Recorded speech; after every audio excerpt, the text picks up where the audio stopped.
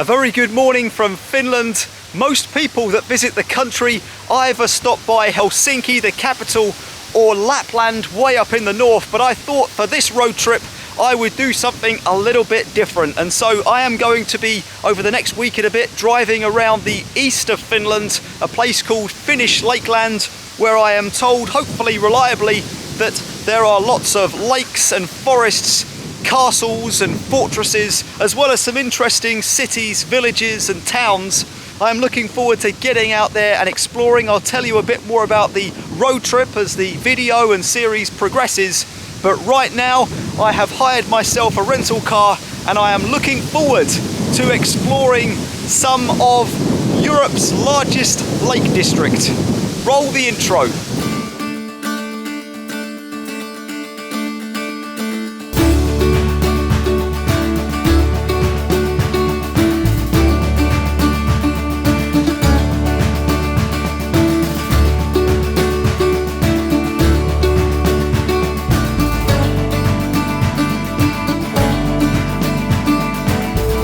I am starting today's video in a place called Loviisa, which isn't strictly speaking inside Finnish Lakeland, but today and to a certain extent last night was all about repositioning to get to the lakes. So let me just give you a quick catch up on what's happened so far. Yesterday I flew from London to Helsinki, landed in the city at about 10 o'clock at night, picked up a rental car which cost me £220-ish, which is about 250 euros, and then I drove from Helsinki, because staying at the airport was crazy expensive. I drove to Porvoo, which is a place that I have visited before, and there is a video on my channel if you're interested. It's a wonderful place, but it was only really a stopover in order to start the road trip today. It was the cheapest hotel I could find in the area. It's a nice place actually. It's called the Motelli, and it costs £50 for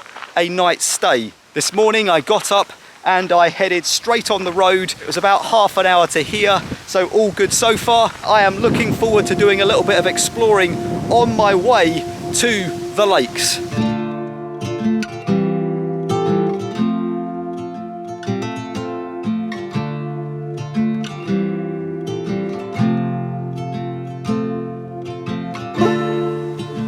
Well, it looks like we've found an observation tower in the woods.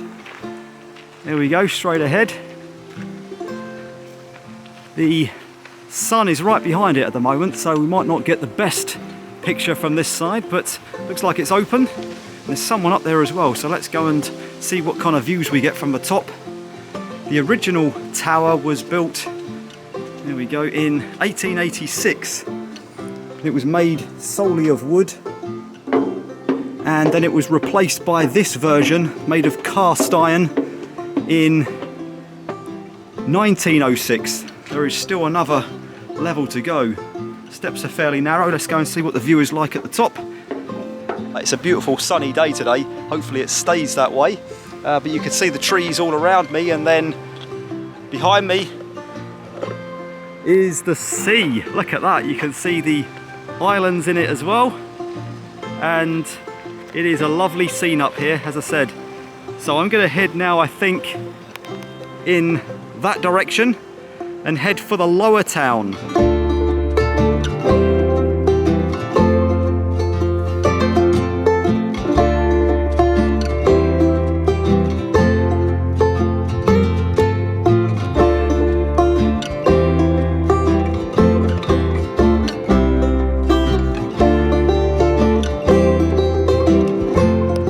This is an area called the Salt Square. I'll give you a quick look around. Lots of old wooden houses. I think this is the end of the lower town. So I think I'm heading next to the more recently developed upper town.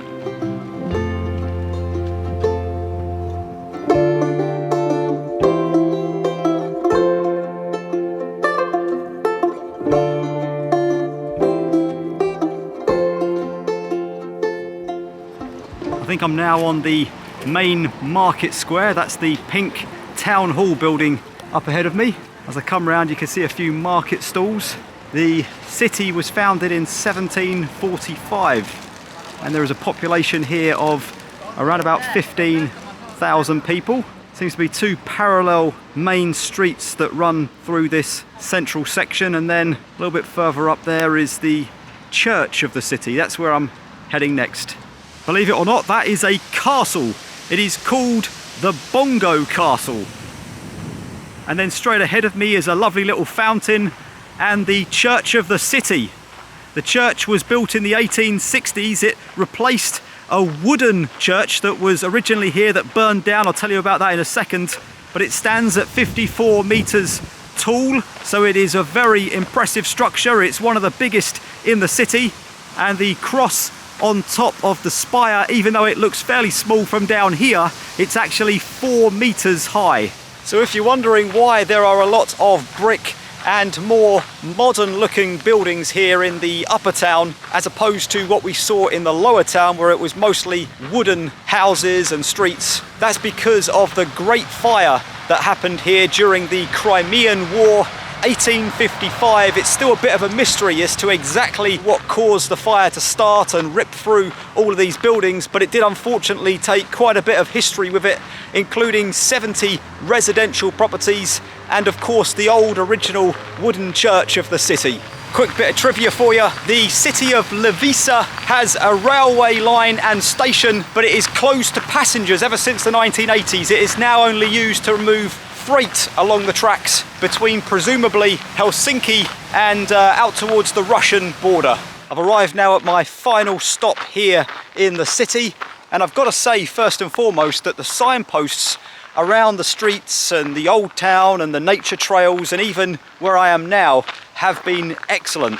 Lots of information, good direction, and little maps as well that show you where to walk for all the historical sites. But I'm now at a place that is a military fortress, and it was built after Sweden, the Kingdom of Sweden at that, who ruled this area back in the 1700s. They lost 2 successive wars to Russia, and so the land border between the Kingdom of Sweden and Russia was pretty much where I'm standing. And so the Kingdom of Sweden decided to build 2 massive fortresses, this one here which was a land fortress and another one out at sea, and the idea was that it would defend the borders of the kingdom for centuries to come. Found a little theatre tucked away in the corner of the fortress, but there's some nice events happen here during the summer months especially.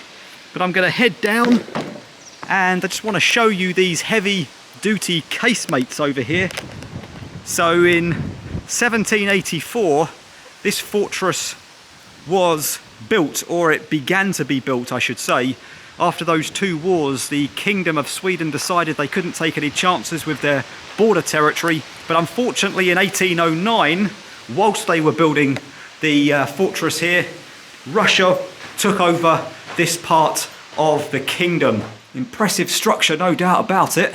As I said, Russia took over this part of the territory, and as a consequence, the military use of this fortress became non-existent. In fact, I can walk through this part. Look, didn't see that a second ago when I was nosying around. There we go, that's the casemate next door. Well, the wind is getting up and I've got to get out of town. I've got to move on to my next destination, but I've got to say, there is no doubt about it, Loviisa could quite easily be a day trip. You could very easily spend a whole day here. There's plenty to look around and see, and there's also some nice trails that go alongside some more of these fortifications. By the way, I must say as well that the area here, intended as a military area, was actually opened up in 1890 as more of a recreational facility, and these days it is just a park area with gardens, and I think there's a maze over there somewhere. So I think I'm going to head back towards the car now, as said, and get on my way.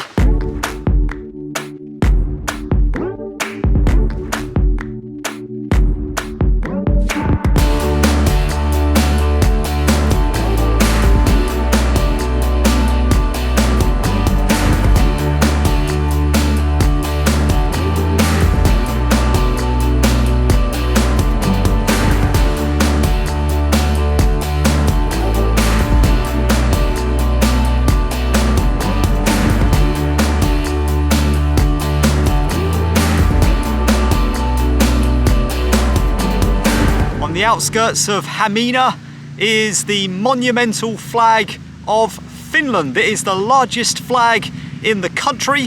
So let me give you a few stats while I'm here.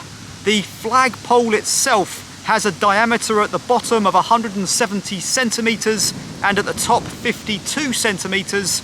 It is 100 meters high, and the flag itself is 27 meters by 16.5 meters.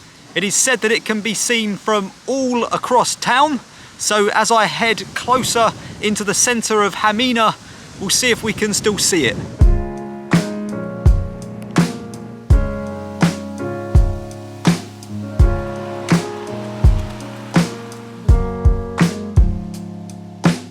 Look at these lovely little houses.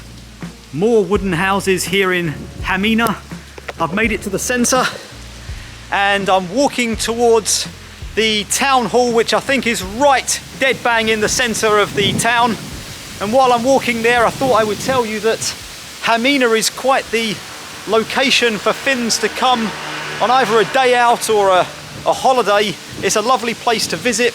Lots of things to do in the area, including the seaside, and lots of old wooden houses and monuments to have a look around. It's also famous for having a circular grid plan in the centre. I'm about 25 miles, 40 kilometres now from the Russian border, and there are about 20,000 people that live here in the town. So there's a little bit of general information for you.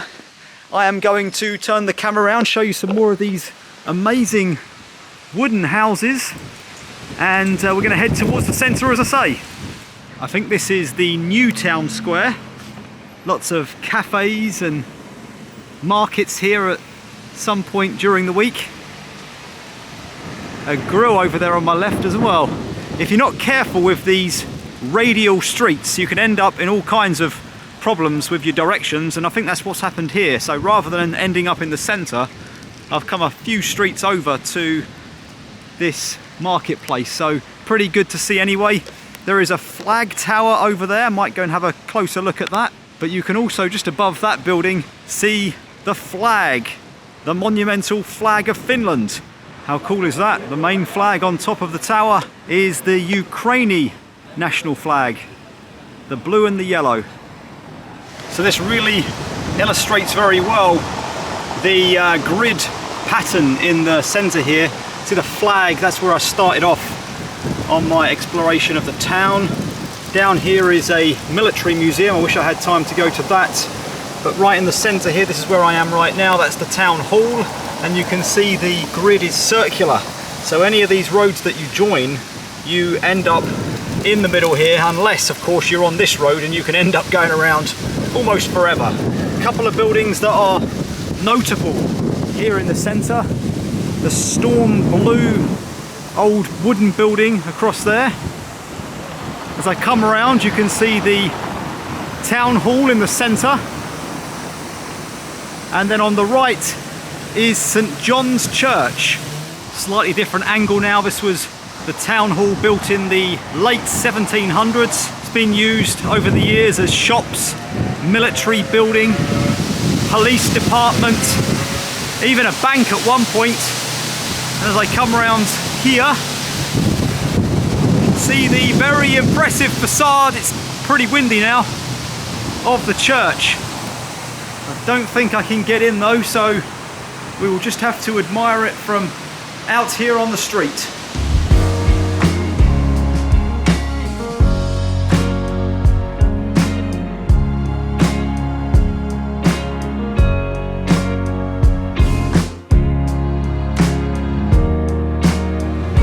That's a really good shot of the centre of the town, much higher than I could get the drone, I think. And I'm now at Hamina Bastion. Turns out that the canopy is only on during the summer, and that is so that they can hold concerts and events there in the summer months. You can see that some of these little wooden cabins are used for the Christmas market, which is held here every year as well, and the casemates around the bastion itself, you can see over there, that's the vaulted area where soldiers would have shot out from. I didn't think I was going to be able to get down underneath the canopy, but it turns out it is possible. I was up the top there just a second ago, and I walked along the perimeter and found some steps that lead down into the makeshift arena. So I came down to have a look. Over on my right is the casemates, over 50 of them lined up and ready to help soldiers defend this area hundreds of years ago. I'm going to call it a day with this video, and I'm going to head a little bit further towards the Russian border now, and then north up the east side of Finland. So thanks for watching this video. Consider subscribing if you enjoyed it. It's going to be one heck of a trip, I'm sure. Thanks for watching, and good afternoon from Finland.